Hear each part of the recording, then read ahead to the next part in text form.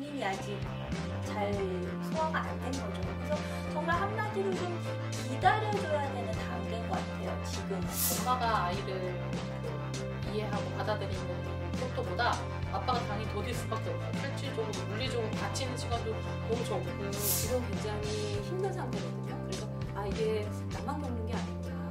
그리고 그냥 괜찮구나 이런 것들을 알아야 돼요. 아빠가.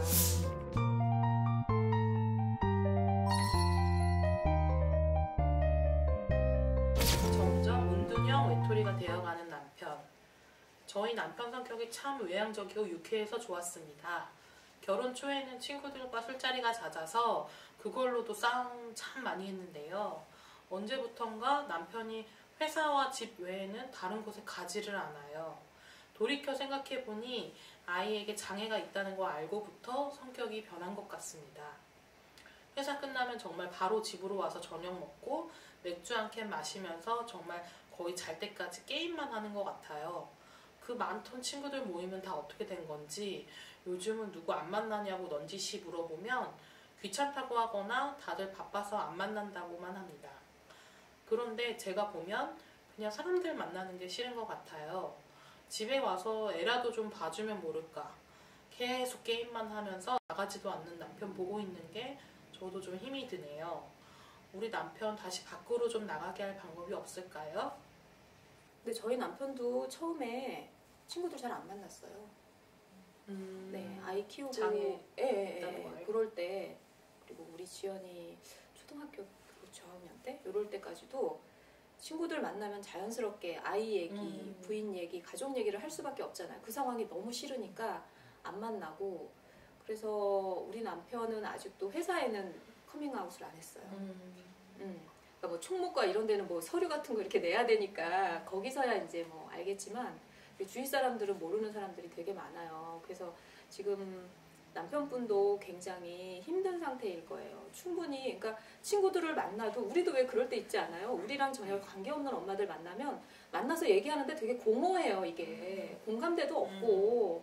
근데 우리끼리 이렇게 만났을 때는 장애 얘기 아니고 딴 얘기를 해도 너무 재밌고 막 그렇잖아요. 시간 가는 줄 모르고. 근데 아버님은 같이 그런 얘기를 할 대상이 없잖아요.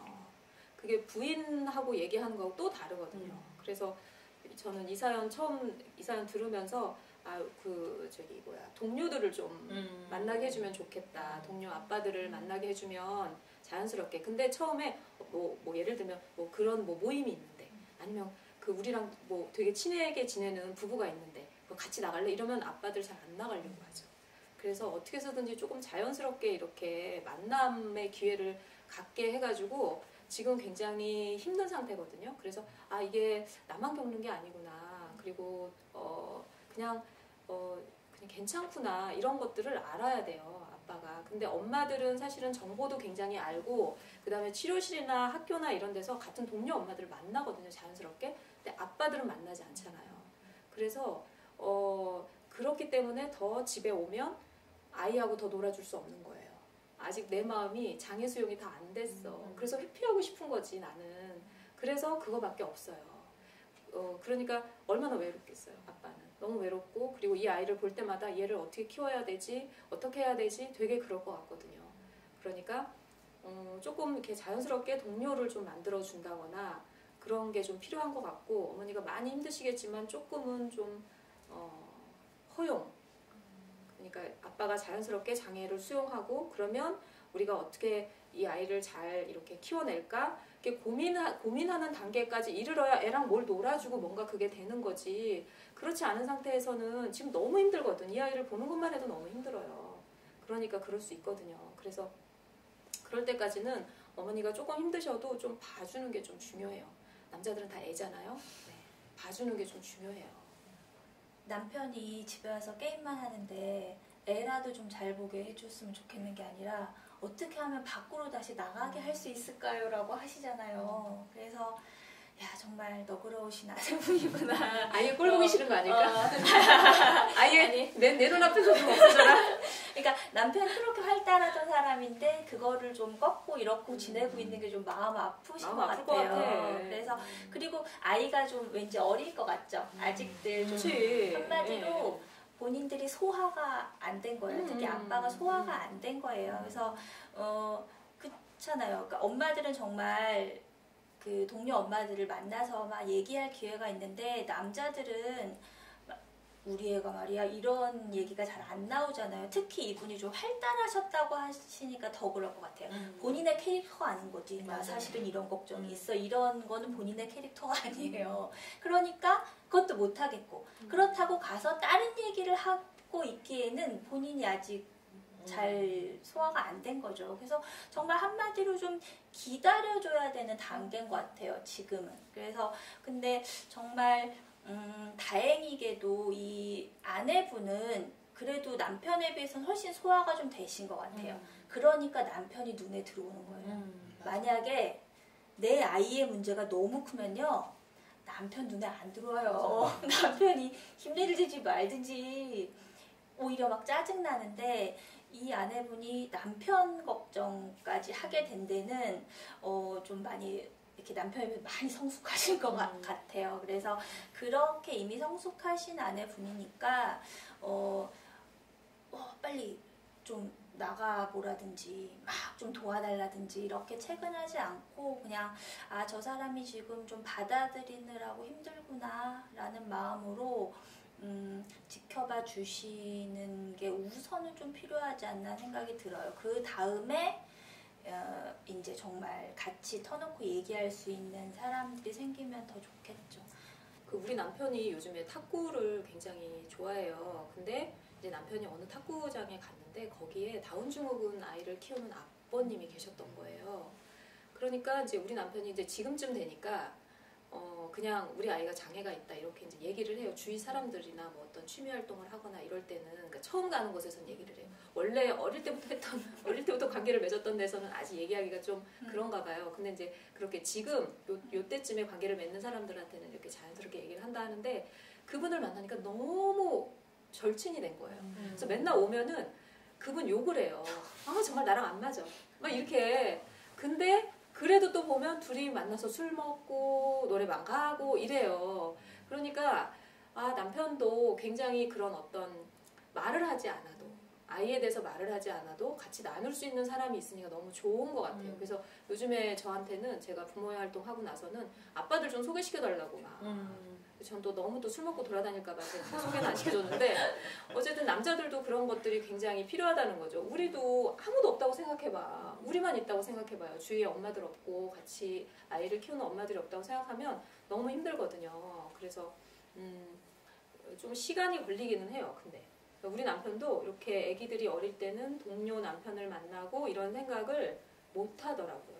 저도 못 했었고. 그래서 정말로 조금 기다려줘야 되는 거고 지금 굉장히 많이 외로운 상태일 거예요. 아버님이.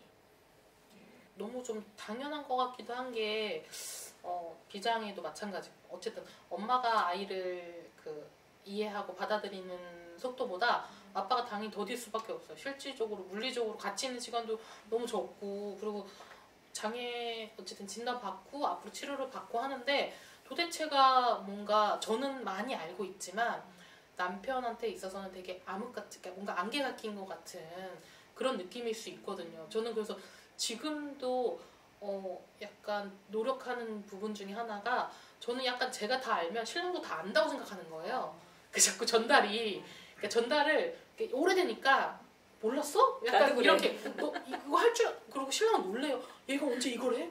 막 이렇게 그래서 저는 약간 의도적으로라도 아이 치료실 갔다 와서 피드백 받은 거나 특히 어린이집서부터 이렇게 사진 많이 보내주시잖아요. 지금 학교 뭐 코로나 때문에 못 가고 하지만 학교 같은 데에서도 선생님이 뭐 특별활동 했어요 라고 사진 같은 거 보내주면 아니면 제가 외출 데리고 나가서 사진을 많이 찍어서 신랑 일하고 있는 신랑한테 많이 보내주고 오늘은 뭘 했어 뭐 아이가 저거 했는데 아니면 내가 진짜 오늘 너무 화가 나서 애를 엉덩이 한 대 때렸어 자기 애 때렸어 미안해 약간 이런 것처럼 신랑이 뭔가 대답하지 않아도 계속 우리는 같이 하고 있어라는 거. 그리고 저는 남자들은 또 밖에 나가길 원하신다고 하니까 좀 약간 여자나 남자나 몸 움직이고 운동하면 좀 스트레스가 풀리고 좀 그런 게 좀 사라지잖아요. 그래서 자기 요즘에 너무 좀 이렇게 침체돼 있는 것 같은데 원하는 거 있으면 활동해보면 어때? 오히려 꼭 부모 교육으로 막 끌거나 막 이러지 말고 그냥 혹시 하고 싶은 거 자기 그때 뭐 배우고 싶다고 했는데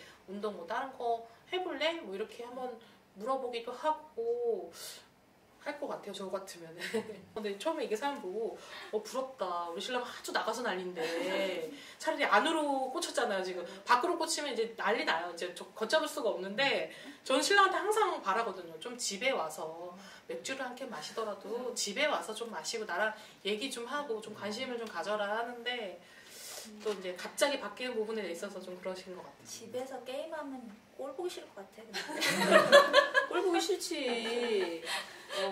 정말 뒤통수를 한 대 이렇게 하고 눈에 안 싶지. 보이는 게 나을 수도 있어. 근데 어쨌든 남편은 지금 굉장히 아픈 상태예요. 마음이 많이 아픈 상태예요. 네, 잘 이렇게 좀 위로해 주세요.